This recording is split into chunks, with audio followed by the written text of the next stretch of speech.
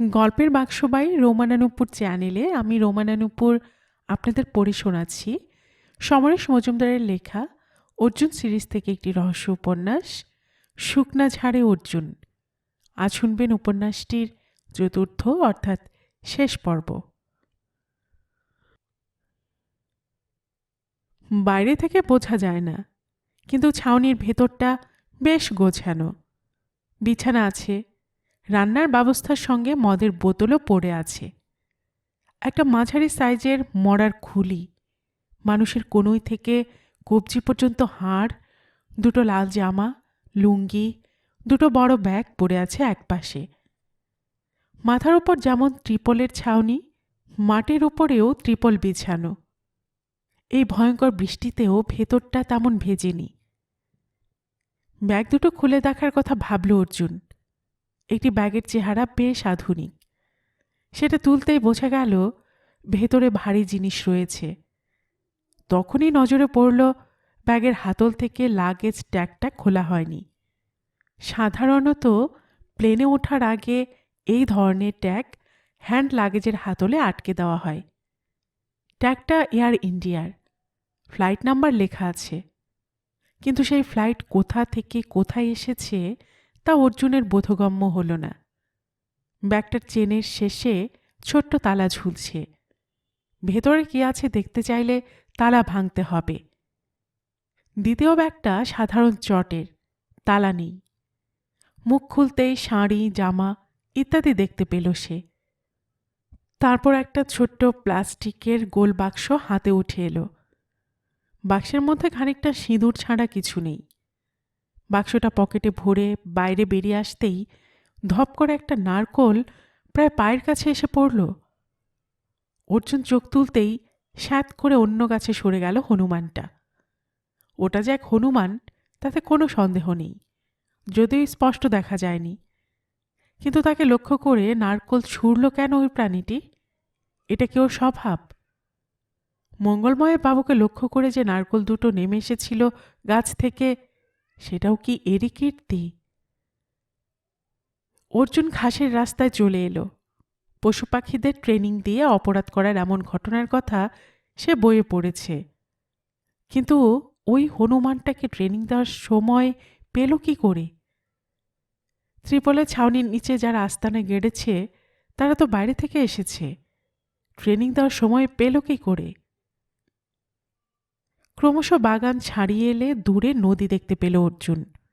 তখনই তার মনে পড়ল লাল পোশাক পরা বৃদ্ধ লোকটি বামনকে জিজ্ঞাসা করেছিল নৌকো এনেছে কিনা। তাহলে কি বৃদ্ধ সেই নৌকোয় চেপে কোথাও গিয়েছে? দূর থেকে বোঝা যাচ্ছে নদীর জল তীব্র বেগে বয়ে যাচ্ছে। এপাশের মাঠের অনেকটাই এখন নদীর কবলে। এরকম নদীতে সচরাচর কেউ নৌকা চালায় না। তাছাড়া বামনের ডিঙিকে তো নৌকো বলা যায় না। হঠাৎ ডান দিকের পাড় ধরে ডিঙিটাকে আসতে দেখল অর্জুন। দুটো লোক বসে আছে, একজনের হাতে বৈঠা। বাগানের যে দিকটা নদীর কাছাকাছি সেই দিকে সে ডিঙি থামল। দুজনেই ডিঙি থেকে নামল। তারপর একটা গাছের গায়ে ডিঙিটাকে দড়ি দিয়ে বাঁধল। তারপর বামন একটা বোঝা মাথার উপর তুলে সামনে হাঁটতে শুরু করল। পেছনে লাল পোশাক পরা বৃদ্ধ ডান হাতে ব্যাগ, বা হাতে লম্বা চিমটি জাতীয় কিছু নিয়ে ধীরে ধীরে বাগানের দিকে এগিয়ে আসছিল। অর্জুন দ্রুত যতটা সম্ভব আড়ালে চলে গেল। সে মাথার উপর তাকিয়ে দেখল এদিকে কোনো নারকোল গাছ নেই। মাত্র 10 হাত দূর দিয়ে ওরা বাগানে ঢুকল। ঢুকেই বৃদ্ধ সতর্ক চোখে চারপাশে তাকাল। বামন আচমকা হাঁক দিল, বোম কালী! বৃদ্ধ ধমকালো, এই চুপ! নিঃশব্দে ওদের অনুসরণ করল অর্জুন। ত্রিপলের ছাউনির কাছে এসে বৃদ্ধ বলল, যা গিয়ে খোঁজ নিয়ে আয় সব ঠিক আছে কিনা। পই পই করে সব শিখিয়ে দিয়েছি, তবু মেয়ে মানুষ বলে কথা। যা, কিছু খেয়ে নিলে হতো না? বামন উবু হয়ে বসল। যজ্ঞ শেষ হওয়ার আগে খাওয়ার কথা ভুলে যাও। যজ্ঞ তো আপনি করবেন, আমি সারাদিন ধরে জল ভেঙে সব কিছু জোগাড় করে দিয়েছি, কিন্তু আমি তো যজ্ঞ করব না, খুব খিদে পেয়েছে মায়েরই। আহ, ওইসব শব্দ ব্যবহার করতে কতবার নিষেধ করেছি তোমাকে। আমার অবাধ্য হলে ওই হনুমানটাকে গাছ থেকে নামিয়ে তোমাকে গাছে পাঠিয়ে দেব। বেশ রেগে কথাগুলো বলল বৃদ্ধ। বামন ঘন ঘন হাত জোর করে মাথা নোয়াতে লাগল। তাই দেখে বৃদ্ধ একটু নরম হলো। হতভাগা, বললাম খবর নিয়ে আয়। ওই বাড়িতে গেলে কি কিছু না খেয়ে ছেড়ে দেবে? সকাল থেকে কিছু খায়নি, করুণ গলায় বলল বামন। ওরে পাগল, সকাল আর বিকেলের মধ্যে যে অনেক তফাৎ। যা। বামনকে চলে যেতে দেখল অর্জুন। বৃদ্ধ আকাশের দিকে তাকালো। সামান্য মেঘ থাকলেও এখনই বৃষ্টির সম্ভাবনা নেই। বৃদ্ধ ত্রিপলের ছাউনির নিচে ঢুকে গেল। তারপরে চাপা গলায় তাকে বলতে শুনল, কে ঢুকেছিল এখানে? কে সে? মনে হচ্ছে শিবার গন্ধ পাচ্ছি। হুম। তার একটু পরে সংস্কৃত মন্ত্র অদ্ভুত স্বরে উচ্চারণ করতে লাগল বৃদ্ধ, বিকৃত সুরের মতো, যার একটি শব্দ বুঝতে পারছিল না অর্জুন। সে নিঃশব্দে বেরিয়ে এলো ঘাসের রাস্তায়। দূর থেকে দেখা গেল বামন ভৃগুর সঙ্গে কথা বলছে। ভৃগু মাথা নাড়ছে। অর্জুন কাছে গিয়ে জিজ্ঞেস করল, মঙ্গলময় বাবু কেমন আছেন? আগে থেকে জ্বর একটু কমেছে, এখন ঘুমোচ্ছেন। ভৃগু বলল। আর স্বর্ণলতা দেবী? তিনি তো বিছানা থেকে উঠতেই পারছেন না, তবে পেটের ব্যথা বোধহয় আগের মতো নেই। ইনি কে? আগে আপনার সঙ্গে নদীর পাড়ে দেখা হয়েছিল। আমি ষষ্ঠী। বামন হাত জোর করে নমস্কার জানালো। ভৃগু বলল, এর বউ স্বর্ণলতা দিদির জায়গায় কাজে লেগেছে। সঙ্গে সঙ্গে বামন বেশ কড়া গলায় বলে উঠল, এ কীরকম কাজ ভাই? আমাকে আমার পরিবারের সঙ্গে দেখা করতে দিচ্ছ না? কি করে দেব? আপনি বলুন বাবু, বউ এখন কাজে ব্যস্ত। এখন ওকে কি নিচে ডেকে আনা যায়? ভৃগু মাথা নাড়ল। কতক্ষণ পরে উনি দেখা করতে পারবেন? অর্জুন জিজ্ঞাসা করল। 15 মিনিট কি আধা ঘন্টা? ভৃগু জবাব দিল। বাহ, তাহলে তো হয়ে গেল। অর্জুন ষষ্ঠীর দিকে তাকালো। আপনার তো খুব খিদে পেয়েছে, পাওয়াটাই স্বাভাবিক। ভৃগু ভাই, আমাদের তো চা দেবে, তার সঙ্গে ওর জন্য কিছু খাবার এনে দাও। ততক্ষণে ষষ্ঠীবাবু আমাদের ঘরে অপেক্ষা করবেন। অর্জুনের কথায় ঘাড় নেড়ে ষষ্ঠী জিজ্ঞাসা করল, আপনি কি করে বুঝলেন আমার খিদে পেয়েছে? আপনাকে দেখেই তো বোঝা যাচ্ছে। আসুন। অর্জুন দেখল বেশ ঘাবড়ে গিয়েছে ষষ্ঠী। শেষ পর্যন্ত সসংকোচে ঢুকল সে। দোলগোবিন্দবাবু বাথরুমে ছিলেন, সেই সময় বেরিয়ে এলেন। অর্জুন বলল, ষষ্ঠীবাবু বসুন, ইনি ইনি দোলগোবিন্দবাবু। হাত জোর করল ষষ্ঠী। দোলগোবিন্দবাবু বললেন, চেনা চেনা লাগছে। হ্যাঁ, সেই নৌকার মাঝি, তাই তো? তা বাবা, আমরা কি ভূত দেখামাত্র পালিয়ে গেলে? আগে ভূত হবেন কেন? ভূতেরা তো বাবা বাছা বলে কথা কয় না। আসলে ওই নৌকায় 3 জন উঠলেই ডুবে যেত, তাই। জড়সড় হয়ে চেয়ারে বসল ষষ্ঠী। তাই তাই এখানে কি মনে করে? দোলগোবিন্দবাবু বিছানায় বসলেন। আমি ডেকে এনেছি, ওর খুব খিদে পেয়েছে তো, ভৃগু খাবার আনতে গিয়েছে। অর্জুন উল্টো দিকের চেয়ারে বসল। থাকা হয় কোথায়? এই এদিক ওদিক।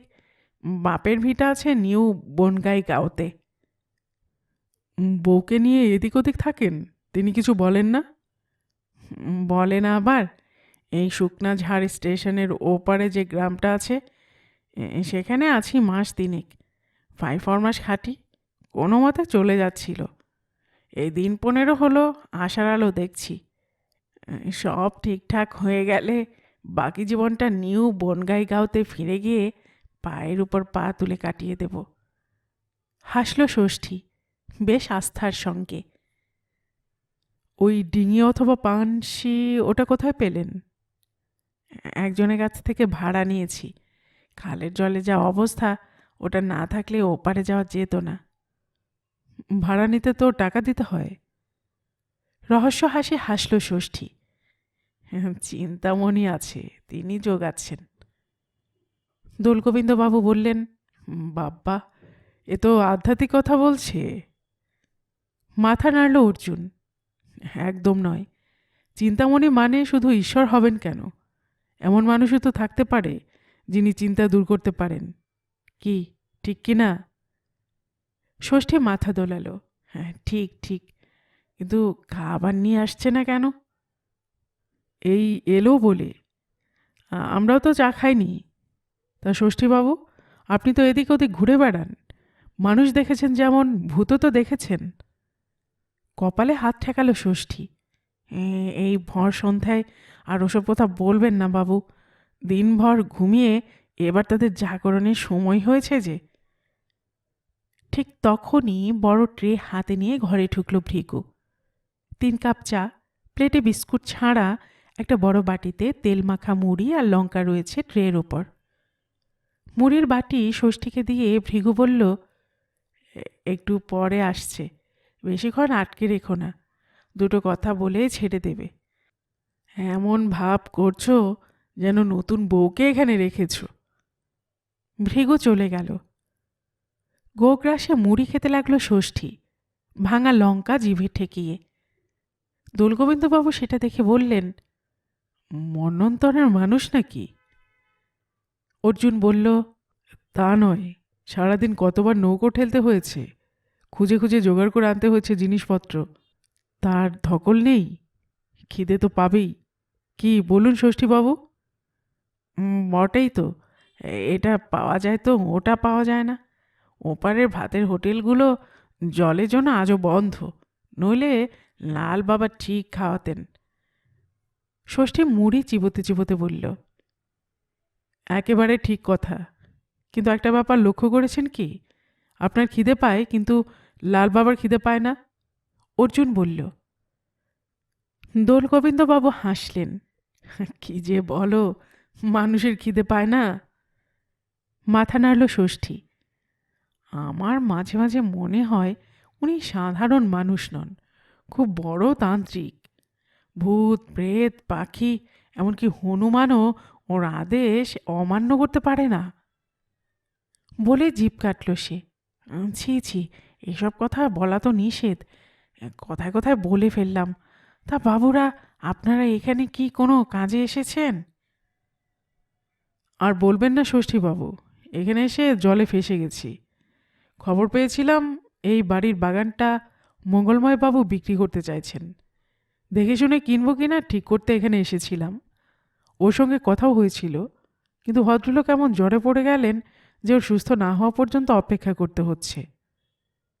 অর্জুন খুব গম্ভীর গলায় কথাগুলো বলল। সর্বনাশ! চোখ বড় হয়ে গিয়েছিল ষষ্ঠীর। বলল, খবরদার, এ ভুল করবেন না। এই যে গাছপালার জঙ্গল, যাকে আপনি বাগান বলছেন, এখানে অনেক অভিশপ্ত আত্মা বাস করেন। কিনলে ওরা আপনাকে ভোগ করতে দেবেন না। দোলগোবিন্দবাবু এতক্ষণ চুপচাপ শুনে যাচ্ছিলেন, এবার মুখ খুললেন। সব গাছ কেটে সাফ করে দেব, মোটা টাকা পাওয়া যাবে, তারপর ট্রাক্টর এনে নাড়া জমি চাষ করব। থাকার জায়গা না পেলে তারা নিশ্চয়ই অন্য কোথাও চলে যাবেন। সব প্ল্যান করা আছে। অর্জুন দোলগোবিন্দবাবুর দিকে তাকালো। বেশ বললেন ভদ্রলোক। যেতে পারবেন না ওরা, সবাই বন্দী হয়ে আছেন। আপনারা চাষ করলে ওই চাষের জমিতেই পড়ে থাকবেন যতক্ষণ না মুক্তি পাবেন। একটু রেগে গেলেন দোলগোবিন্দবাবু। তুমি এত কথা জানলে কি করে হে? ইস, এসব কথা বলা নিষেধ। চোখের সামনে দিনরাত দেখলাম তো, তাই পেটে রাখতে পারলাম না। কপালে দুবার চড় মারল ষষ্ঠী। অর্জুন দেখল বড় বাড়ি থেকে একটি স্ত্রীলোক বেরিয়ে এসে এদিকে ওদিকে তাকাচ্ছে। তখনও মুড়ি শেষ হয়নি, তাই ষষ্ঠী চেয়ে চেয়ে বলল, আমি এখানে। আপনার পরিবার? অর্জুন জিজ্ঞাসা করল। আগে খুব ভালো মেয়ে। দ্রুত মুড়ি শেষ করতে লাগলো ষষ্ঠী। স্ত্রীলোকটি বারান্দায় উঠে এসে বেশ বিরক্ত হয়ে জিজ্ঞাসা করল, আবার কি হলো? কেন এসেছ? সব ঠিক আছে কিনা জানতে এসেছি। বাটি নামিয়ে উঠে দাঁড়ালো ষষ্ঠী।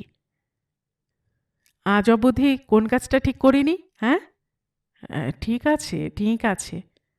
না, ঠিক নেই। এই বললে ঠিক আছে? আমাকে যা যা করতে বলা হয়েছে তা করেছি, কিন্তু খুব শক্ত ঠাঁই। আর হ্যাঁ, আমি কাল সকালে এখান থেকে চলে যেতে চাই। কথাগুলো বলে হনহনিয়ে চলে গেল স্ত্রীলোকটি। যা ছেলে, শব্দটা ছিটকে বের হলো ষষ্ঠীর মুখ থেকে। উনি না থাকলে তো আপনার লস। পেমেন্ট তো পার ডে হিসেবে। অর্জুন ষষ্ঠীর পাশে এসে দাঁড়ালো। কি বলবো বলুন? এই তো বুদ্ধি কাছে দাচ্ছে। দিনে 200 টাকা পাবে তবু। আচ্ছা বাবুরা, আপনার আমার নমস্কার নেবেন। হাত জোর করল ষষ্ঠী, তারপর বারান্দায় পা রাখল। দোলগোবিন্দবাবু পেছন থেকে জিজ্ঞাসা করলেন, ও ভাই, ট্রেনের খবর পেলে? শুনলাম কাল সকাল সকাল থেকে চালু হতে পারে। দুর্গা দুর্গা। তা তোমার বউ তো বলল কাল এখান থেকে চলে যাবে। সে গেলে তোমাকেও যেতে হবে। দুজনে দিব্যি ওই বানশিতে চেপে খাল পার হতে পারবে। আমার হয়েছে মুশকিল। দোলগোবিন্দবাবু বললেন, বাবু, যাওয়া আসে কি মানুষের নিজের হাতে থাকে? এই যে বলে গেল চলে যেতে চাই, চাইলেই যদি যাওয়া যেত তাহলে তো কত কি হয়ে যেত। আপনারা পড়ালেখা মানুষ, আমার চেয়ে আপনারা অনেক বেশি বুঝবেন। চলি। অর্জুন লোকটার পাশে হেঁটে বাগানের রাস্তায় এলো। কোন দিকে যাবেন? আগে রাত নেমেছে, নদীর পাড়ে গিয়ে আরাম করি। লাল বাবা কোথায়? তিনি আসনে বসেছেন। আচ্ছা, নদীর গায়ে যে বড় মন্দির রয়েছে, সেখানে একজন সন্ন্যাসীকে দেখলাম। তিনি কি লাল বাবা? অর্জুন জিজ্ঞাসা করল। না না, তিনি তো তান্ত্রিক নন, মন্দির ঘোরা সন্ন্যাসী। বলে দ্রুত হেঁটে গেট দিয়ে বেরিয়ে গেল ষষ্ঠী। অর্জুন হাসল। লোকটা মোটেই নদীর ধারে বিশ্রাম করতে যাচ্ছে না। চোখের আড়ালে গিয়ে অন্য রাস্তা দিয়ে বাগানের পেছনে ঢুকবে। ত্রিপলের ছাউনির নিচে গিয়ে কথাগুলো উগরে না দেওয়া পর্যন্ত স্বস্তি পাবে না। কিন্তু প্রশ্ন হলো, ষষ্ঠী এবং তার বউ যদি নিউ বনগাই গাঁওয়ের বাসিন্দা হয়, তাহলে ওই লাল বাবার সঙ্গে যোগাযোগ হলো কি করে? লাল বাবার ব্যাগে প্লেনের লাগেজ ট্যাগ এখনও আটকানো আছে। এর সরল অর্থ হল তিনি বাইরে থেকে এখানে এসেছেন। প্রশ্নটা ষষ্ঠীকে করলে ওর মনে সন্দেহ ঢুকত, কিন্তু উত্তরটা জানা দরকার। অর্জুন ফিরে এলো গেস্ট হাউসে। দোলগোবিন্দবাবু চুপচাপ বসেছিলেন।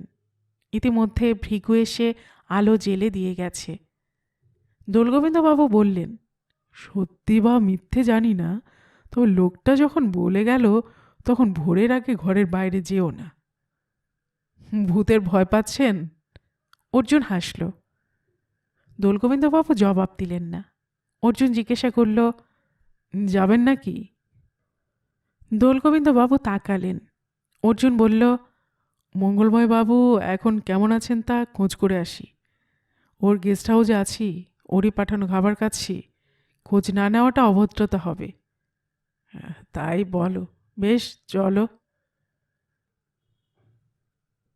মঙ্গলময় বাবু চিনচিনে গলায় বললেন, আবার কষ্ট করে এলেন কেন? অর্জুন বলল, কোনো কষ্ট হয়নি আমাদের। কেমন আছেন? আপনাদের ওষুধে কাজ হয়েছে। জ্বর নেই বললেই চলে, তবে গায়ে হাতে পায়ে ভয়ঙ্কর ব্যথা, উঠে বসতে পারছি না। ওটা দিন দুয়েক থাকবে, এখন খেতে ইচ্ছে না করলেও জোর করে খাবেন। অর্জুন কথাগুলো বলতেই চোখের ইশারায় কাছে ডাকলেন মঙ্গলময় বাবু। অর্জুন ওর মাথার কাছে মুখ নিয়ে গেলে তিনি ফিসফিস করে বললেন, আজ ঘোর অমাবস্যা, আমার খুব ভয় হচ্ছে। কেন? বাহাত নাচছে, সেই সঙ্গে বা চোখ। ঘরে জানলাগুলো বন্ধ রেখেছি, তবু আমি বলি কি, আজকের রাতটা আপনারা এ বাড়ির দোতলার ঘরেই থেকে যান, গেস্ট হাউসে থাকার দরকার নেই। খুব নিচু গলায় বললেন ভদ্রলোক। বেশ, আপনি যা চাইছেন তাই হবে, অর্জুন বলল। Thank you. স্বর্ণলতা দেবী কেমন আছেন? দুপুরে বেশ ভালো ছিল বলে শুনলাম, আবার তার পেট ব্যথা শুরু হয়েছে। কি যে সব হচ্ছে তা বুঝতে পারছি না। আপনার যদি আপত্তি না থাকে তাহলে তাকে একবার দেখতে পারি? মঙ্গলময় বাবু দূরে দাঁড়ানো ভৃগুকে ডাকলেন। কাল ওর মাকে বলো এদের নিয়ে স্বর্ণলতার ঘরে যেতে। ভৃগু এই বাড়ির একটি বৃদ্ধা দাসীকে ডেকে আনলো। তার পেছন পেছন ওরা যে ঘরে ঢুকলো সেখানে বড় সাইজের হারিকেন জ্বলছে। বিছানায় চাদর মুড়ি দিয়ে শুয়ে আছে স্বর্ণলতা। দোলগোবিন্দবাবু জিজ্ঞাসা করলেন, শুনলাম ওষুধ খেয়ে ভালো ছিলে, আবার পেটের ব্যথা শুরু হলো কেন মা? জানি না। প্রায় সাদা মুখ স্বর্ণলতার। কি খেয়েছিলে দুপুরে? জিজ্ঞাসা করলেন দোলগোবিন্দবাবু। নুন চিনির জল। গলা থেকে স্বর কোনো রকমে বের হলো। টেবিলে একটা গ্লাসে শরবত জাতীয় তরল পদার্থ পোস্টকার্ড চাপা হয়ে আছে। দোলগোবিন্দবাবু বললেন, ওটা খেয়ে তো পেটে ব্যথা হওয়া উচিত নয়। অর্জুন গ্লাস তুলে চোখের সামনে আনলো। জল পরিষ্কার। নুন এবং চিনি জলে যদি গুলে যায় তাহলেও নিচে কিছুটা পড়ে থাকে। সেটা ভালো করে দেখতে গিয়ে কালচে গুঁড়ো চোখে পড়ল। এই ঘরে কোনো বেসিন নেই। অর্জুন জানলার পাশে গিয়ে সন্তর্পণে জল বাইরে ফেলতে লাগল। একেবারে তলানিতে এসে সে বাঁ হাতে জলটুকু ঢেলে ভালো করে দেখে বুঝল ওটা ওষুধের অবশিষ্ট নয়, অন্য কিছু জলে মিশিয়ে দেওয়া হয়েছে। দোলগোবিন্দবাবু ততক্ষণে জিজ্ঞাসা করেছেন, তোমার বাড়িতে খবর দেওয়া হয়েছে? মাথা নাড়ল স্বর্ণলতা। জানি না। অর্জুন বিছানার পাশে চলে এসে জিজ্ঞাসা করল, এই নুন চিনির জল কে দিয়েছিল? একটু দূরে দাঁড়ানো দাসী বলল, আমি। তুমি নিজে নুন চিনি মিশিয়েছিলে? না, নতুন দিদি তৈরি করে দিয়েছিল, দাসী জবাব দিল। অর্জুন দোলগোবিন্দর দিকে তাকালো। আপনার কাছে অ্যান্টাসিড আছে? হ্যাঁ, দিশি জিনিস, জোয়ানের ফুল। সেটা কি? দারুণ পাওয়ারফুল। অল্প একটু জল এগুলে খেলে পেটের সমস্যা উধাও হয়ে যায়। সমস্যা মানে অ্যাসিডিটির ব্যাপারগুলো। আপনি যদি কষ্ট করে নিয়ে এসে ওকে খাইয়ে দেন তাহলে কষ্টটা অনেক কমে যাবে। অর্জুন দাসীর দিকে তাকালো। এই গ্লাস ভালো করে ধুয়ে আধা আধি জল নিয়ে এসো। দোলগোবিন্দ বাবু এবং দাসী একসঙ্গে ঘর থেকে বেরিয়ে গেলে অর্জুন বলল, চিন্তা করবেন না, কালকে আপনি ভালো হয়ে যাবেন। ভালো হওয়া মাত্রই আমি এখান থেকে চলে যাব। কেন? এ বাড়িতে তো আপনি অনেক দিন আছেন, ভালো না লাগলে নিশ্চয়ই থাকতেন না। অর্জুন হাসল। স্বর্ণলতা কোনো কথা না বলে চোখ বন্ধ করল। আপনি তো 24 ঘন্টা মঙ্গলময় বাবুর স্ত্রীর সঙ্গে থাকেন। ওর মুখে দুটো কথা বের হতে না হতেই উনি খেয়ে হারিয়ে ফেলেন। বাকিটা আপনি বুঝতে পারেন। চেষ্টা করি। আচ্ছা, উনি আপনাকে কখনো একজন সন্ন্যাসীর কথা বলেছেন? হ্যাঁ। কি বলেছেন? দুটো কথা, সন্ন্যাসী না তান্ত্রিক, ব্যাস ওটুকুই। স্বর্ণলতার মুখ দেখে বোঝা যাচ্ছিল কথা বলতে কষ্ট হচ্ছে। অর্জুন আর কথা বাড়াল না। কিন্তু ষষ্ঠীর বউ এই কাজটা কেন করল? আজ সকালে এই বাড়িতে ঢুকেই স্বর্ণলতাকে আরও অসুস্থ করার দায়িত্ব তাকে কে দিল? স্বর্ণলতা অসুস্থ হয়ে শুয়ে থাকলে ষষ্ঠীর বউয়ের কী লাভ হবে? বোঝাই যাচ্ছে সে অন্যের নির্দেশে কাজটা করেছে। আর সেই অন্য লোকটি যে লাল বাবা তাতে এখন কোনো সন্দেহ নেই। ষষ্ঠীকে লাল বাবা খবর নেওয়ার জন্য জোর করেছিল, কারণ তার স্বার্থ ছিল। কি সেই স্বার্থ? জল নিয়ে এলো দাসী। অর্জুন জিজ্ঞাসা করল, তুমি নিজে জল ভরেছ? হ্যাঁ বাবু। দোলগোবিন্দবাবু একটা ছোট্ট কৌটো নিয়ে এলেন। অর্জুন আলতো করে এক ঢোক জল খেয়ে গ্লাস এগিয়ে দিল। নিন। কৌটোর ভেতর থেকে মিষ্টির মতো দেখতে 2-3টি পদার্থ জলে ফেলে দিলেন দোলগোবিন্দবাবু। এই হলো জোয়ানের ফুল, পুরীতে পাওয়া যায়। এক গ্লাস জলে মিশিয়ে দিলেই সব সমস্যা দূর হয়ে যাবে। খেয়ে নাও মা। স্বর্ণলতার ঘর থেকে বের হতেই ভৃগুকে দেখতে পেল ওরা। অর্জুন বলল, ভৃগু, মঙ্গলময়বাবুর স্ত্রীর সঙ্গে দেখা করতে চাই। ভৃগু ইতস্তত করল, তারপর বলল, একটু দাঁড়ান। সে চোখের আড়ালে চলে যেতেই দোলগোবিন্দবাবু বললেন, মনিব ছাড়া কারো কথাও শুনবে না, খুব ভালো। ফিরে এসে ভৃগু বলল, আসুন। দরজা বন্ধ ছিল। একবার টোকা দিয়ে সেটা খুলল ভৃগু। কে? ষষ্ঠীর বউ এগিয়ে এলো। ওদের দেখে একটু থতমত হয়ে বলল, ও ও ও, কোনো দরকার আছে? ভৃগু বলল, বাবুরা একটু দেখা করবেন। ষষ্ঠীর বউ বলল, উনি তো এখন কথা বলতে পারছেন না। দোলগোবিন্দবাবু বললেন, জানি, একটা দুটোর বেশি উনি বলতে পারেন না। এখন দেখছি সেটাও বলতে পারছেন না। চুপচাপ শুয়ে আছেন, কিন্তু ঘুমাচ্ছেন না। আমি অনেকবার ডেকেছি, সাড়া দিচ্ছেন না। ষষ্ঠীর বউ বলল। অর্জুন স্ত্রীলোকটিকে ভালো করে দেখল। যখন নিচে স্বামীর সঙ্গে দেখা করতে গিয়েছিল তার চেয়ে এখন অন্যরকম দেখাচ্ছে। চুল পরিপাটি করে বাঁধা, চোখে কাজল, ঠোঁটে রং, বয়স যেন অনেক কমে গিয়েছে। হঠাৎ ভৃগু জিজ্ঞাসা করল, এটা কি তোমার শাড়ি? পরনে শাড়ির আঁচল ধরে হাসল ষষ্ঠীর বউ। দেখলাম আলমারিতে পরে পরে নষ্ট হচ্ছে, তাই একটু পরে নিলাম। ব্যাটা ছেলেরা যে শাড়ি চেনে তা জানতাম না। অর্জুন এগিয়ে গেল খাটের দিকে। ভদ্রমহিলা পাশ ফিরে শুয়ে আছেন, চোখ খোলা। সে জিজ্ঞাসা করল, শরীর খারাপ লাগছে?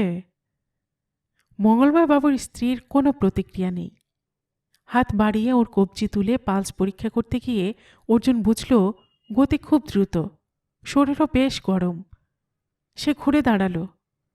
আপনি নিশ্চয়ই খালি হাতে এখানে আসেননি, ব্যাগ সঙ্গে ছিল তো? কেন, কি দরকার? ষষ্ঠীর বউয়ের চোখ ছোট হল। ভৃগু ঘরের কোণে টেবিলের দিকে আঙুল তুলল। ওটা ওর ব্যাগ। সঙ্গে সঙ্গে দৌড়ে টেবিলের সামনে পৌঁছে ব্যাগটাকে আড়াল করে দাঁড়ালো। কে আপনারা?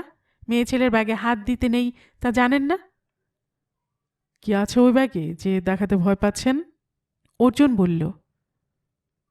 ভয় পাবো কেন? আমি তো কোনো অন্যায় করিনি যে ভয় পাবো। তাহলে ব্যাগের সব জিনিস টেবিলের উপর রাখুন। এবার ব্যাগটাকে আঁকড়ে ধরল ষষ্ঠীর বউ। না, রাখবো না। অর্জুন এগিয়ে গেল ওর সামনে, শান্ত গলায় জিজ্ঞাসা করল, এই কাজটা করার জন্য লালবাবু আপনাকে কত টাকা দেবে বলেছে? কেউ আমাকে কিছু দিতে চায়নি। তাহলে স্বর্ণলতার নুন চিনির জলে যেটা মিশিয়েছিলেন সেটা কার কাছ থেকে পেয়েছিলেন? আমি কিছু মিশাইনি। এই ভদ্রমহিলাকে কি খাইয়েছেন? আমাকে এসব কথা কেন জিজ্ঞাসা করছেন? কারণ কাজটা আপনি করেছেন। আপনি এই বাড়িতে ঢোকার আগে স্বর্ণলতার পেট খারাপ হয়েছিল। সেটা কিভাবে করা হয়েছিল তা এখনও বুঝতে পারছি না, কিন্তু আপনি তো ধরা পড়ে গেছেন। অর্জুন বলল। হঠাৎ ষষ্ঠীর বউ মেঝের উপর বসে পড়ে দুহাতে মুখ ঢাকল। অর্জুন তার সামনে হাঁটু মুড়ে বসে জিজ্ঞাসা করল, ওই তান্ত্রিক লাল বাবাকে কতদিন ধরে চেনেন? নিশ্চয় আগে পরিচয় ছিল, তাই না? হ্যাঁ, আমার মা ওকে চিনত। আমি তখন ছোট ছিলাম। মা ওকে খুব ভয় পেত, বলতো তান্ত্রিকরা সব কিছু করতে পারে। ষষ্ঠীর বউয়ের গলায় কান্না। আপনার মা কি করে ওকে চিনতেন? অর্জুন উঠে দাঁড়ালো। কি করে চিনত জানি না, তবে ওই লোককে আমাদের বাড়িতে কয়েকবার আসতে দেখেছি। আমার বাবা মাও কি খুব খাতির করত। তারপর 3 মাস আগে উনি আমাদের সঙ্গে দেখা করেন। আমাদের অবস্থা দেখে ওর কষ্ট হয়, কথা দেন আমাদের অবস্থা ফিরিয়ে দেবেন। তার কিছুদিন পরে আমার স্বামীকে শুকনা ছাড়ে এসে থাকতে বলেন। আমার স্বামীকে কিছু টাকাও দেন তিনি। সে ওর খুব ভক্ত হয়ে যায়। মাথা নাড়ল ষষ্ঠীর বউ। আমি এই কাজটা করতে চাইনি। উনি ভয় দেখালেন যদি না করি তাহলে আমাদের সর্বনাশ হয়ে যাবে, আর করলে সারা জীবন আরাম করে থাকতে পারবো। হ্যাঁ, আমার স্বামী জোর করলো খুব। আবার কাঁদতে লাগলো ষষ্ঠীর বউ। আমি চলে যেতে চাই, আর থাকবো না। এই ভদ্রমহিলাকে আপনি কি খাইয়ে দিয়েছিলেন? লাল বাবা বলেছেন উনি যেহেতু কথা বলতে পারেন না, তাই মাঝে মাঝে সিঁদুর মাখা ওষুধ খাইয়ে দিলে উনি আবার কথা বলতে পারবেন। সবটাই খাইয়ে দিয়েছেন না কিছু থেকে গিয়েছে? কিছু নেই। আপনি সত্যি কথা বলুন। বড় চোখে তাকালো ষষ্ঠীর বউ, কিছু বলল না। আপনার লাল বাবা আর কি করতে বলেছেন? আমি বলতে পারবো না, পারবো না। দুদিকে মাথা দোলাতে লাগলো ষষ্ঠীর বউ। সেই সঙ্গে তার ফোঁপানি চলছিল সমানে। অর্জুন চলে এলো দোলগোবিন্দবাবুর কাছে। তারপর নিচু গলায় বলল, আজ রাতে আমাকে এখানে থাকতে হবে।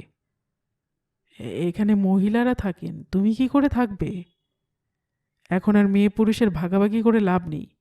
আমার সন্দেহ হচ্ছে আজ রাতে ঘরে কিছু ঘটবে, সেই কারণে থাকা উচিত। আপনি গেস্ট হাউসের ঘরের দরজা জানালা ভালো করে বন্ধ রেখে শুবেন। অর্জুন বলল, আমি একা থাকবো? সেটাই জরুরি, চলুন। ভৃগু রাতের খাওয়া দিয়ে গেল। অর্জুন বলল, একটু দেরি হবে খেতে, তুমি খানিক পরে এসে থালা বাসন নিয়ে যেও। একটু ইতস্তত করে ঘাড় নেড়ে ভৃগু চলে গেল। জানলাগুলো বন্ধ করতে করতে দোলগোবিন্দবাবু বললেন, আবার বৃষ্টি শুরু হলো। বাইরের অন্ধকারটা যেন আজ আরও কালো লাগছে। অমাবস্যার রাত বলে কথা। অর্জুন অন্যমনস্ক গলায় বলল, কিন্তু ভাই, আমাকে একলা এ ঘরে রেখে যাচ্ছ কেন? আপনি একা থাকলে কি অসুবিধা হতে পারে? ও, অসুবিধের আবার আবার কি? ওই একা থাকবো ভাবলেই, যাকগে, ঘরে আলো জ্বেলে রাখবো। ভূত প্রেত নিয়ে চিন্তা করছি না। দোলগোবিন্দবাবু কথাগুলো বলা মাত্রই একটা নারকোল বারান্দা থেকে ছিটকে ঘরে দরজায় এসে থামল। অর্জুন এগিয়ে গিয়ে তুলে নিয়ে বলল, আপনার জন্য এসে গেল? আমার জন্য মানে? কোত্থেকে এলো? যাদের নিয়ে চিন্তা করছেন না তারাই চিন্তা করার জন্য পাঠালো হয়তো। সদ্য ছেঁড়া হয়েছে, নিন। নারকোল বাড়িয়ে ধরল অর্জুন। না ভাই, দরকার নেই, ওটা বাইরে ফেলে দাও। হাত নাড়লেন দোলগোবিন্দবাবু। তারপর একটা বড় শ্বাস ফেলে বললেন, আমি সঙ্গে থাকলে তোমার কি খুব অসুবিধে হতো? এখন অবধি হয়েছে বলে মনে হয় না। সুবিধে হয়, কিন্তু তার চেয়ে অনেক সুবিধা হবে আপনি যদি এই ঘরে আরাম করে ঘুমন। আমি চাইছি সবাই জানুক আমরা রাতে ঘরে আছি। আপনি ঘুমোলে তা বাইরে থেকে জানা যাবে। অর্জুন হাসল। খোঁচাটা হজম করলেন দোলগোবিন্দবাবু। বললেন, বেশ, সবাই জানবে আমরা ঘরে আছি, ঘুমোচ্ছি। তাতে লাভ কি হবে?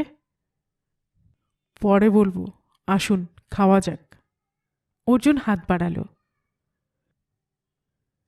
খুব দ্রুত খাবার শেষ করে বাথরুমে গেল অর্জুন। তারপর বেরিয়ে এসে বলল, ভৃগু না জিজ্ঞাসা করলে কিছু বলবেন না, আর যদি জিজ্ঞাসা করে তাহলে বলবেন টয়লেটে আছি। ওকে তাড়াতাড়ি কাটিয়ে দিবেন। চলি। দোলগোবিন্দবাবুকে কথা বলার সুযোগ না দিয়ে বাইরে বেরিয়ে এলো অর্জুন। দ্রুত অন্ধকারে একটা আড়াল আন্দাজ করে দাঁড়িয়ে গেল। এখান থেকে বড় বাড়ির ঢোকার দরজাটা একদম কাছাকাছি। মিনিট চারেক পরে বড় বাড়ির দরজা খুলে গেল। বোঝা গেল ভৃগু বেরিয়ে গেস্ট হাউসের দিকে যাচ্ছে। দ্রুত বড় বাড়িতে ঢুকে গেল অর্জুন। তারপর সোজা দোতলায় উঠে পা টিপে টিপে মঙ্গলময় বাবুর স্ত্রীর ঘরের দরজায় চলে এলো। ভেতরে আলো জ্বলছে। সে উঁকি মারল। ষষ্ঠীর বউ মাটিতে বাবু হয়ে বসে আছে, দরজার দিকে পেছন ফিরে। বোঝা গেল সে ভাত খাচ্ছে। কান্নাকাটি করলে অনেকের খিদে বেড়ে যায়। নিঃশব্দে ঘরে ঢুকল অর্জুন। তারপর বিরাট আলমারি দুটোর পেছনে চলে গেল।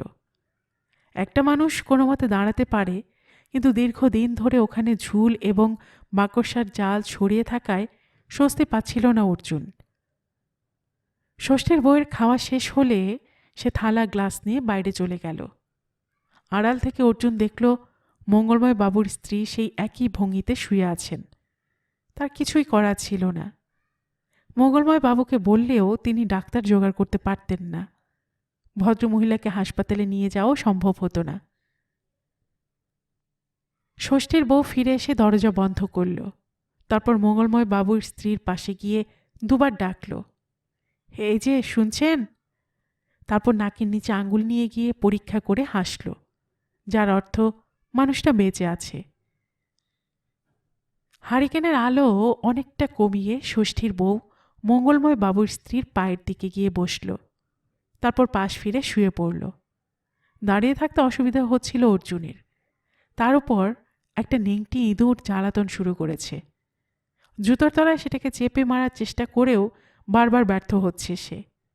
খুব চটপটে নেংটিটা। এই বাড়ির কোথাও ঘড়িতে আওয়াজ হলো। মোবাইলে টাওয়ার নেই, কিন্তু সেটা বের করে সময় দেখল অর্জুন। রাত 11:30। বাড়ির ভেতরে কোনো শব্দ নেই। শব্দ হচ্ছে বাইরের বাগানে, গাছে বৃষ্টির শব্দ, সেই সঙ্গে হাওয়ার দাপটে গাছের ডালের ঘষ্টানির আওয়াজ। একটা বাজ পড়ল কাছাকাছি। হঠাৎ মনে হলো কেউ দরজায় টোকা দিচ্ছে। ছোট ছোট দুটো শব্দের পর একটা বড় শব্দ। 30 সেকেন্ডের ব্যবধানে আবার। অর্জুন দেখল ষষ্ঠীর বউ তড়াক করে উঠে ডান দিকে চলে গেল।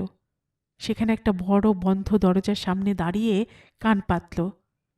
তৃতীয়বার টোকা পড়তেই সে দরজাটা বেশ কষ্ট করে খুলল। বোঝা যাচ্ছিল ইদানিং দরজাটা ব্যবহার করা হয় না। ভেতরে ঢুকে গেল ষষ্ঠীর বউ। কয়েক সেকেন্ডের মধ্যে ষষ্ঠীর বউয়ের পেছন পেছন যে ঘরে ঢুকল তাকে দেখে একটু অবাক হল না অর্জুন। সন্ধ্যের সময় এ বাড়িতে এসে স্বর্ণলতা এবং মঙ্গলময় বাবুর স্ত্রীর অবস্থা দেখে আর ষষ্ঠীর বউয়ের কথা শোনার পর তার স্থির ধারণা হয়েছিল লাল বাবা আজ রাতে দেখা দেবেনি। কিন্তু তিনি কোন পথে আসবেন সে ব্যাপারে ধন্দ ছিল। বাড়িতে ঢোকার সদর দরজা অনেকক্ষণ বন্ধ হয়ে গিয়েছে। এবার তার মনে হলো যে দরজা দিয়ে ওরা ঢুকলো সেখানে নিশ্চয়ই পরিত্যক্ত টয়লেট রয়েছে। সেই টয়লেট পরিষ্কার করার জন্য যাতে জমাদার আসতে পারে তাই ওপাশে সিঁড়ির ব্যবস্থা রাখা আছে। আগেকার দিনে ঘরের ভেতর দিয়ে জমাদারের যাতায়াত পছন্দ ছিল না অনেকের। লাল বাবা বৃষ্টিতে ভিজে গেলেও তার হাতে ধরা ব্যাগটিতে বোধহয় জল ঢোকেনি। চারপাশ তাকিয়ে নিয়ে লাল বাবা জিজ্ঞাসা করল, সব ঠিক আছে? মিনমিন গলায় ষষ্ঠীর বউ জবাব দিল, হ্যাঁ।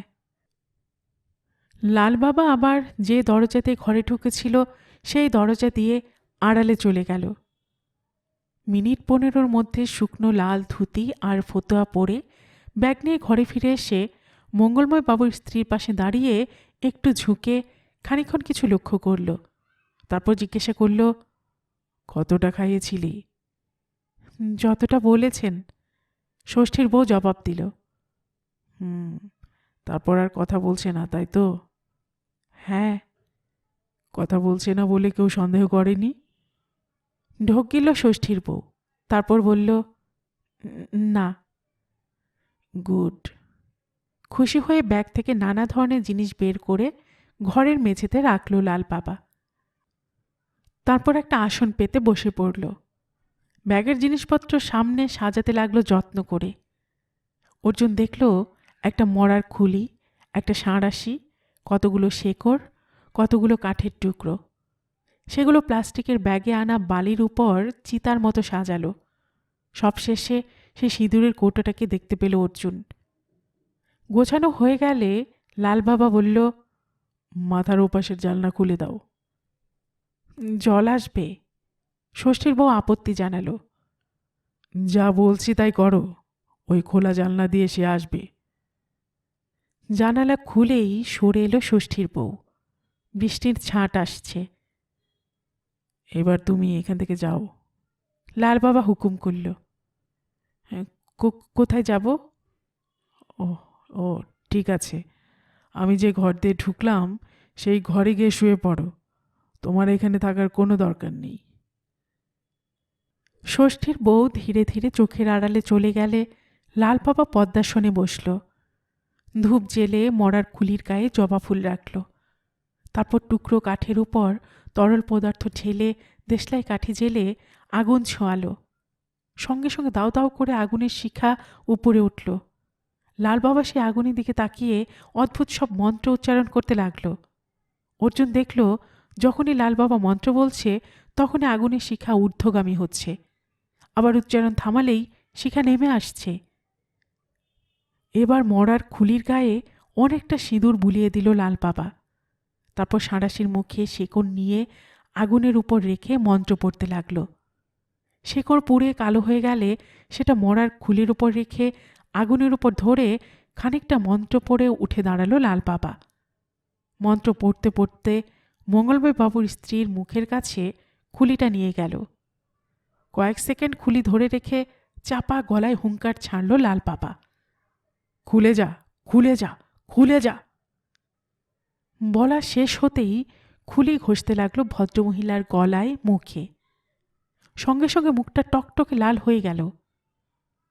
বেশ কয়েকবার একই পদ্ধতি চালাবার পর মঙ্গলময় বাবুর স্ত্রীর গলা থেকে শব্দ বের হলো, আহ। তারপর ভদ্রমহিলা কিছুক্ষণ ছটফট করে শেষ পর্যন্ত স্থির হলেন। লাল বাবা জিজ্ঞাসা করলেন, আমার কথা শুনতে পাচ্ছিস? হ্যাঁ। খুব দুর্বল কণ্ঠস্বর ভদ্রমহিলার। উঠে বস। ভদ্রমহিলা চেষ্টা করলেন, কিন্তু উঠে বসতে পারলেন না। চেষ্টা কর, তোর মনের দরজার তালা খুলে দিয়েছি। মহাশক্তি তোর মনে যে তথ্য বন্দি করে রেখেছিলেন, আজ তার মুক্তির সময় হয়েছে। মুখ খোল, বড় হা কর। হ্যাঁ, এবার জোরে জোরে বল, জয় মা মহাশক্তি। মঙ্গলময় বাবুর স্ত্রী বললেন, জয় মা মহাশক্তি। বলা মাত্র মরার খুলি নিয়ে লালবাবা ছুটে গেল খোলা জানলার পাশে। খুলিটাকে জানলার বাইরে নিয়ে গিয়ে অদ্ভুত সব শব্দ উচ্চারণ করতে লাগল। সঙ্গে সঙ্গে ঝড় জোরালো হলো, বৃষ্টির শব্দ বেড়ে গেল। লালবাবা বাগানের অন্ধকারের দিকে তাকিয়ে উল্লসিত গলায় বারংবার বলতে লাগল, যা, আজ থেকে তোরাও মুক্ত হয়ে গেলি, আর এই বাগানে তোদের থাকার দরকার নেই। লাল বাবা ফিরে এলো খাটের কাছে। তারপর বেশ আবদারের গলায় জিজ্ঞাসা করল, বল, কি কথা শুনেছিলি মহাশক্তির কাছে? আমার কিছুই মনে পড়ছে না। ধীরে ধীরে সোজা হয়ে বসলেন ভদ্রমহিলা। অবশ্যই মনে পড়বে। কোথায় রয়েছে কোটি টাকার ধনরত্ন? বাগানের কোন গাছের নিচে পোতা আছে? মনে করে বল। বিশ্বাস করুন, কিছুই মনে পড়ছে না। আহ, হয় তুই মিথ্যে বলছিস, নয় মনে করার চেষ্টা করছিস না। ঠিক আছে, মনে করিয়ে দিচ্ছি। আমি তখন বন্ধ ঘরে বসে হোমের আগুন জ্বেলেছিলাম, তুই আমার সামনে এসে বসলি। মনে পড়ছে? মাথায় ঘোমটা টানলেন মঙ্গলময় বাবুর স্ত্রী, মাথা নাড়লেন। যখন হোমের আগুন অনেক উঁচুতে উঠেছিল, তখন মহাশক্তি আমার জিভে ভর করে যা উচ্চারণ করেছিলেন তা তোমার মনে বন্দী হয়েছিল এতদিন। আমার জিভ উচ্চারণ করেছিল বটে, কিন্তু আমি শুনতে পাইনি। কী ছিল সেই কথাগুলো? উত্তর দাও, নইলে তোমার সর্বনাশ হয়ে যাবে। আপনি আমার সঙ্গে এভাবে কথা বলতে পারেন না, কেঁদে ফেললেন মঙ্গলময় বাবুর স্ত্রী। অর্জুন আর অপেক্ষা করল না, নিঃশব্দে বেরিয়ে এলো আলমারির পেছন থেকে। তারপর সাঁড়াশিটা তুলে আঘাত করল লাল বাবার ঘাড়ে। অবাক হয়ে ঘুরে দাঁড়াতে গিয়ে পড়ে গেল লাল বাবা। সেই দৃশ্য দেখে চিৎকার করে উঠলেন ভদ্রমহিলা। লাল বাবা উঠে বসার চেষ্টা করলে অর্জুন এবার হাত দিয়ে তাকে আঘাত করল। জ্ঞান হারালো লাল বাবা। ততক্ষণে বাইরে দরজা শব্দ হলো, ভৃগুর গলা শোনা যাচ্ছে। অর্জুন এগিয়ে গিয়ে দরজা খুলে দেখল ভৃগুর পেছনে মঙ্গলময় বাবু এবং কাজের লোকেরা উদ্বিগ্ন মুখে দাঁড়িয়ে আছে। অর্জুন বলল, আসুন মঙ্গলময় বাবু, আপনি এখন বিপদমুক্ত। আপনি এখানে? আমার স্ত্রী, উনি ভালো আছেন, কথা বলতে পারছেন, এসে দেখুন। মঙ্গলময় বাবু তার দুর্বল শরীর নিয়ে কোনো মতে ঘরে ঢুকেই চেঁচিয়ে উঠলেন, এ এ কি, এ কে? অর্জুন লাল বাবাকে চিৎ করে দিতেই মঙ্গলময় বাবু বললেন, এ কি, সন্ন্যাসী কাকা? অর্জুন বলল, আপনি ওকে একেবারে চিনতে পারলেন? তাহলে ওর চেহারার পরিবর্তন হয়নি? তেমন কিছু হয়নি, কিন্তু উনি এখানে এলেন কি করে? মেঝেতেই বা পড়ে আছেন কেন? মঙ্গলময় বাবু কোনো রকমে স্ত্রীর পাশে গিয়ে দাঁড়ালেন, কথাগুলো বলতে বলতে। অর্জুন এগিয়ে গিয়ে টয়লেটে দরজা খুলে বলল, আর ওখানে থাকতে হবে না, ঘরে এসো। ষষ্ঠীর বউকে ঘরে ঢুকতে দেখে ভৃগু বলল, এ কি, ও এখানে কেন? অর্জুন বলল, মঙ্গলময় বাবু, আমি যেটুকু শুনেছি তাতে মনে হয় আপনি এখন বিপদ মুক্ত, আর আপনার স্ত্রীও কথা বলার শক্তি ফিরে পেয়েছেন। ম্যাডাম, আমি অর্জুন, আপনার স্বামীর অতিথি। এখন কেমন বোধ করছেন? একটু ভালো। খুব আস্তে কথা বললেন ভদ্রমহিলা। হ্যাঁ, তুমি কথা বলতে পারছো? চিৎকার করলেন মঙ্গলময় বাবু। হ্যাঁ। মঙ্গলময় বাবু আবেগে স্ত্রীর হাত আঁকড়ে ধরলেন। অর্জুন বলল, এখন অনেক রাত হয়ে গিয়েছে, আপনারা সবাই বিশ্রাম করুন, কাল সকালে কথা বলা যাবে। আর হ্যাঁ, আপনার কাকাকে নিয়ে কি করবেন? আমি তো কিছুই বুঝতে পারছি না। মঙ্গলময় বাবু বললেন, আপনার প্রাণনাশের যে আশঙ্কা করেছিলেন তার পেছনে ছিলেন এই তান্ত্রিক। জানি না কোন তন্ত্র মন্ত্রে উনি আপনার স্ত্রীর বাকরোধ করেছিলেন। আজ এখানে এসে তন্ত্র সাধনা করে আবার আগের অবস্থায় ফিরিয়েছিলেন। কেন? ওর ধারণা, এই বাড়ি থেকে চলে যাওয়ার আগে উনি যে তন্ত্র সাধনা করেছিলেন তার ফল হিসেবে মহাশক্তি আপনার স্ত্রীর মনে একটা তথ্য দিয়েছেন। সেই তথ্য হলো, এই বাড়ির কোনো গাছের নিচে বহুমূল্য ধনরত্ন লুকিয়ে রাখা আছে দীর্ঘকাল ধরে।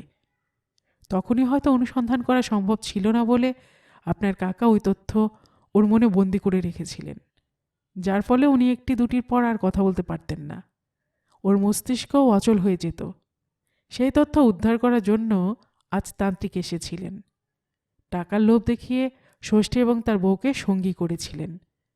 স্বামীর চাপে রাজি হলেও ষষ্ঠীর বউ এসব মেনে নিতে পারছিল না। আপনার কাকার উদ্দেশ্য ছিল তথ্য জেনে নিয়ে আজ রাতেই ধনরত্ন উদ্ধার করে এখান থেকে ষষ্ঠীর নৌকোয় হাওয়া হয়ে যাবেন। কিন্তু শেষ রক্ষা হলো না। অর্জুন কথা শেষ করে লাল বাবাকে টেনে বসিয়ে দিল। ভয়ঙ্কর ব্যাপার, ওকে পুলিশে দেব। ভৃগু, ওকে একটা ঘরে আটকে রেখে দাও। ভৃগুর দিকে তাকিয়ে নির্দেশ দিলেন মঙ্গলময় বাবু।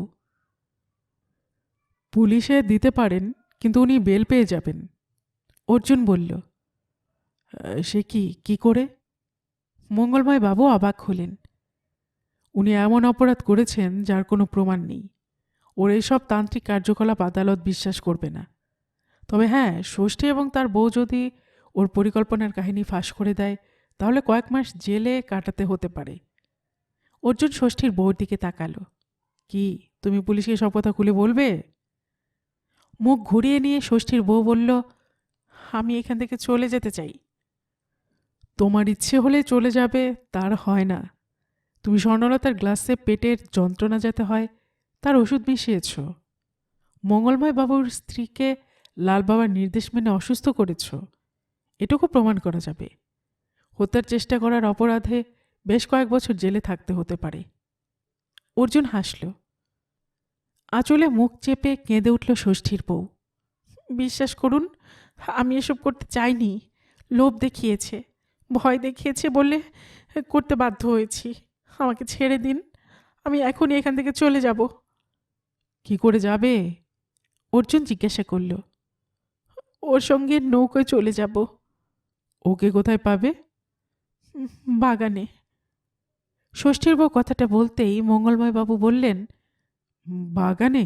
বাগানে থাকছে কি করে? ত্রিপলের ছাউনিতে আপনার কাকা ডেরা বেঁধেছেন। এখন বলুন, ষষ্ঠীর বউকে নিয়ে কি করতে চান? কি করব বুঝতে পারছি না। আমি বলি কি, ষষ্ঠীর বউকে ছেড়ে দিন। ওনা থাকলে আমার পক্ষে আপনার এই কাকাকে ধরা সম্ভব হতো না, আর আপনার স্ত্রীও কথা ফিরে পেতেন না। যেখানে যেতে চাইছে চলে যাকো। অর্জুন বলল, ঠিক আছে, দূর হও সামনে থেকে। ষষ্ঠীর বউ নিচে নেমে গেল বৃষ্টির মধ্যেই। ভৃগু অন্য কাজের লোকদের সাহায্য নিয়ে লাল বাবাকে পাশের একটা ঘরে ঢুকিয়ে দরজা বন্ধ করে দিল। অর্জুন সেই দরজায় তালা দিতে বললে ভৃগু ইতস্তত করে তালা ঝোলালো। অর্জুন বলল, এবার আপনারা বিশ্রাম নিন, বৃষ্টি পড়ছে, নিশ্চয়ই আরামে ঘুম হবে। ঘুম ভাঙতেই অর্জুন দেখল দোল গোবিন্দবাবু জানলাগুলো খুলছেন। বাইরে ঝকঝকে রোদ। বাথরুম থেকে ফিরে আসার পর ভৃগু চা নিয়ে এলো এবং তার পেছনে এলেন মঙ্গলময় বাবু। দোলগোবিন্দবাবু বললেন, বাহ, আপনি তো দেখছি সুস্থ হয়ে গেছেন। মঙ্গলময় বাবু হাসলেন, অর্জুন বাবুর সৌজন্যে। আচ্ছা। দোলগোবিন্দবাবু বললেন, কি হয়েছিল? আমি কিছুই জানি না। মঙ্গলময় বাবুর মুখে সব কথা শুনে চোখ বড় হয়ে গেল দোলগোবিন্দবাবুর। বললেন, কি কাণ্ড! আপনার কাকা এত বড় অন্যায় করলেন? তিনি তো এখনো ঘরে আটকে আছেন। একবার দেখতে পারি? সরি, আজ ভোরে আমার লোকেরা ওকে ট্রেনে তুলে দিয়েছে। হ্যাঁ, ট্রেন ট্রেন চালু হয়েছে? দোলগোবিন্দবাবু উৎফুল্ল। হ্যাঁ, খালের জলও অনেক কমে গেছে। বাঁচালেন মশাই, কিন্তু কাকা যদি আবার ফিরে আসেন? আসবেন না। মুক্তির বিনিময়ে ওকে অন্যায় স্বীকার করতে হয়েছে, যা আমি রেকর্ড করে রেখেছি। চা খাওয়া শেষ হলে অর্জুন বলল, তাহলে এবার আমরা যেতে পারি? আপনার জিনিসপত্র গুছিয়ে নিন। নিশ্চয়ই নিশ্চয়ই, কিন্তু জিনিসপত্র মানে তো একটা থলি, তা থেকে তো অনেক কিছু বের হলো। দুজন লোককে সঙ্গী দিলেন মঙ্গলময় বাবু। বললেন, এদিকে এলে অবশ্যই আসবেন এখানে, আর এটা রাখুন। অর্জুন খামটা নিল, নিয়ে বলল, একটা ধন্দ এখনো আছে আমার। ভৃগু, এদিকে এসো। ঘুরে দাঁড়িয়ে থাকা ভৃগু কাছে এলে সে জিজ্ঞাসা করল, আচ্ছা, স্বর্ণলতা কি খেয়েছিল যে হঠাৎ ওর পেট খারাপ হয়েছিল, তাই ষষ্ঠীর বউকে এই বাড়িতে আনতে হলো? হকচকে গেল ভৃগু। বলল, আমি জানি না। জানো, কিন্তু স্বীকার করবে না। অর্জুন হাসল। তার মানে? অবাক হয়ে অর্জুনের দিকে তাকালেন মঙ্গলময় বাবু।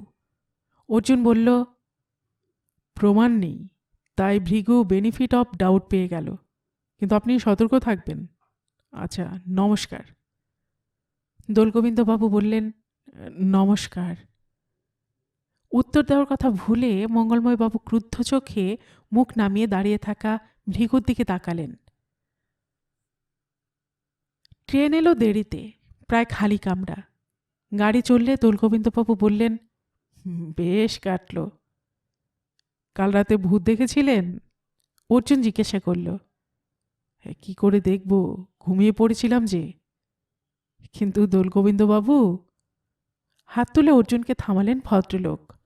ভাই অর্জুন, আমার নাম দোলগোবিন্দবাবু নয়। অর্জুন হাসল। না হোক, আমার কাছে আপনি দোলগোবিন্দবাবু, ব্যাস। গল্পের বাক্স বাইরে রোমানানুপুর চ্যানেলে আমি রোমানানুপুর এতক্ষণ আপনাদের পড়ে শোনাচ্ছিলাম সমরেশ মজুমদারের লেখা অর্জুন সিরিজ থেকে একটি রহস্য উপন্যাস শুকনা ঝাড়ে অর্জুন এর চতুর্থ অর্থাৎ শেষ পর্ব। আর এতক্ষণ গল্প পাঠে আমি আপনাদের সাথে ছিলাম রোমানানুপুর।